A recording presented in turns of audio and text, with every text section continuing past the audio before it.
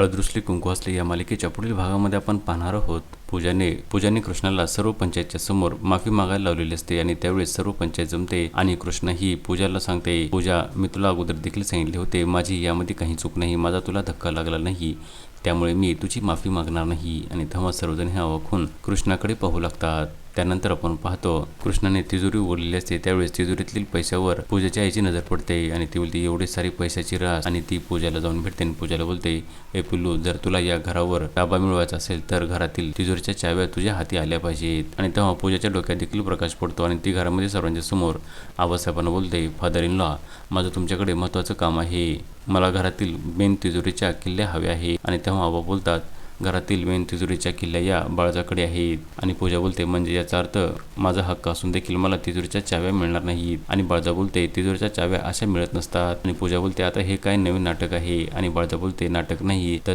चाव्या मिळवण्यासाठी तुला परीक्षा द्यावी लागेल. पुढे येणाऱ्या भागामध्ये आबासाहेब, बाळजाबाई आणि घरातील सर्वजण हे पूजाच्या हाती तिजोरीच्या चाव्या देणार का हे पाहणे अतिशय रंजक ठरणार आहे. हळदरुसली कुंकू असले या मालिकेचे सर्व अपडेट्स पाहण्यासाठी आमच्या चॅनलला लाईक करा, शेअर करा आणि सबस्क्राईब करायला विसरू नका.